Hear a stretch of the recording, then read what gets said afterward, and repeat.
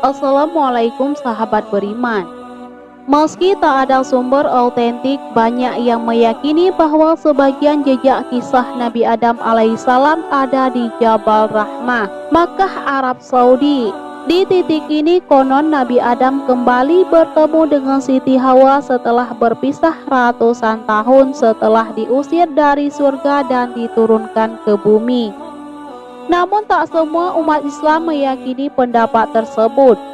Sebab memang tak ada sumber sahih yang bisa dijadikan rujukan. Baik di dalam Al-Quran maupun hadis tak pernah disebutkan bahwa Nabi Adam dan Siti Hawa bertemu di Jabal Rahmah.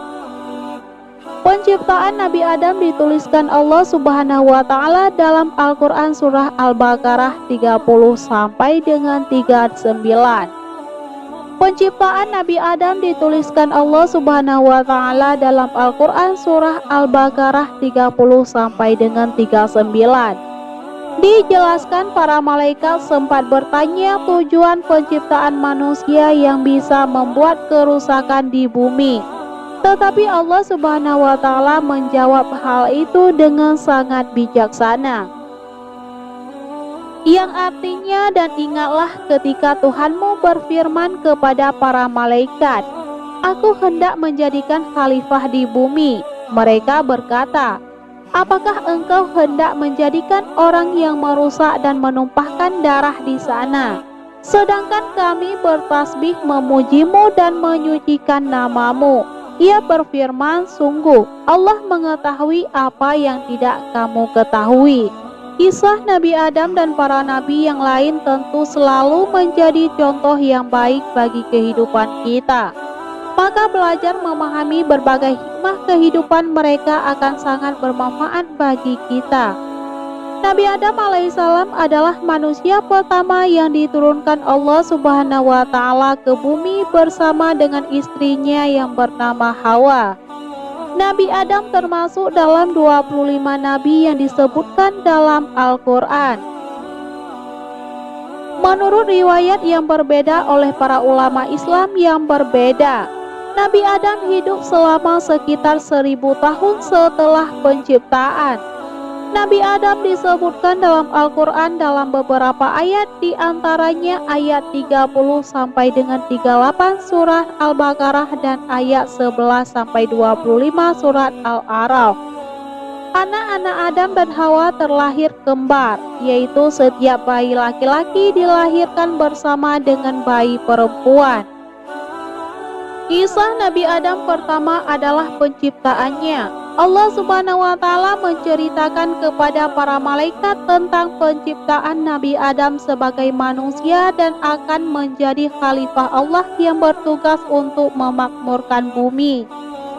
Pernyataan yang diucapkan para malaikat itu bukanlah suatu bentuk perselisihan dengan keputusan Allah Subhanahu wa Ta'ala, atau karena iri kepada Nabi Adam atau sebagai pemikiran keliru. Allah Subhanahu wa Ta'ala telah menggambarkan malaikat sebagai makhluk yang tidak mendahulunya dalam berbicara. Artinya mereka tidak meminta apapun kepada Allah Subhanahu wa Ta'ala tanpa izinnya.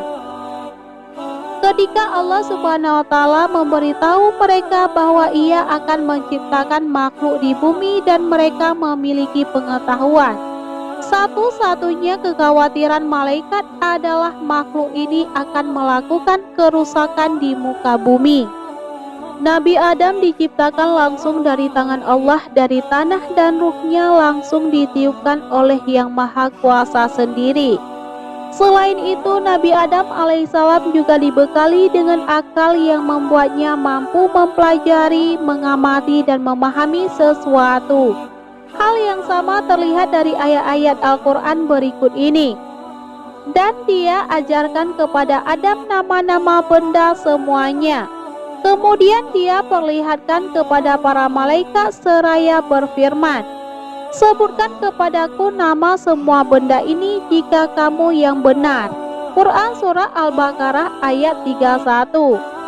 Mereka menjawab, Maha suci Engkau. Tidak ada yang kami ketahui selain apa yang telah Engkau ajarkan kepada kami. Sungguh Engkaulah yang Maha mengetahui, Maha bijaksana. Quran Surah Al-Baqarah ayat 32. Allah berfirman, "Wahai Adam, beritahukanlah kepada mereka nama-nama itu." Setelah itu Adam menyebutkan nama-namanya. Ia berfirman, "Bukankah telah aku katakan kepadamu bahwa aku mengetahui rahasia langit dan bumi, dan aku mengetahui apa yang kamu nyatakan dan apa yang kamu sembunyikan." Quran Surat Al-Baqarah ayat 33.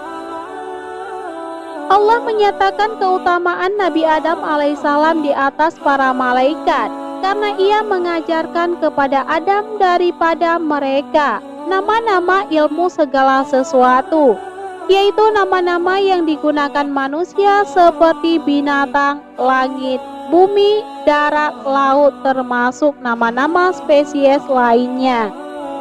Ini terjadi setelah malaikat bersujud kepada Nabi Adam.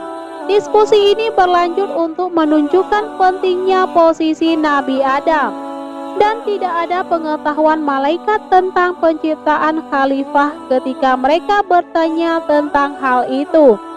Ini menunjukkan keunggulan Nabi Adam atas malaikat dalam ilmu.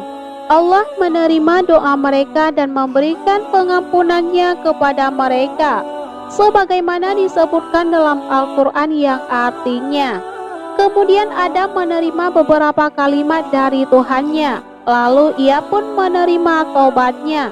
Sungguh Allah Maha Penerima Taubat, Maha Penyayang. Quran Surah Al-Baqarah ayat 37. Ibnu Asakar melaporkan bahwa kisah Nabi Adam menangis selama 60 tahun karena kehilangan surga dan 70 tahun karena kesalahannya. Allah menerima taubat mereka karena ikhlas, tetapi juga menjauhkan mereka dari berkah surga. Baik Nabi Adam dan Hawa meninggalkan surga dan turun ke bumi. Allah mengatakan kepada mereka bahwa bumi akan menjadi wilayah dan asal mereka di mana mereka akan hidup dan mati, sebagaimana disebutkan dalam Al-Quran. Allah berfirman, "Turunlah kamu sekalian, sebagian kamu menjadi musuh bagi sebagian yang lain, dan kamu mempunyai tempat kediaman dan kesenangan, tempat mencari kehidupan di muka bumi sampai waktu yang telah ditentukan." Allah berfirman, "Di bumi itu kamu hidup dan di bumi itu kamu juga mati, dan dari bumi itu pula kamu akan dibangkitkan." Quran Surat Al-A'raf. Ada berbagai riwayat dalam sumber-sumber Islam tentang di mana kuburan Nabi Adam dan Hawa berada. Menurut riwayat, kuburan Nabi Adam berada di Gua Abu Qubais di Mekah, yang merupakan gunung pertama yang diciptakan oleh Allah Subhanahu wa Ta'ala. Menurut riwayat lain, Nuh meletakkan peti mati Nabi Adam di Bahtera dan menguburnya di Baitul Maqdis, Masjid Al-Aqsa, Yerusalem setelah banjir.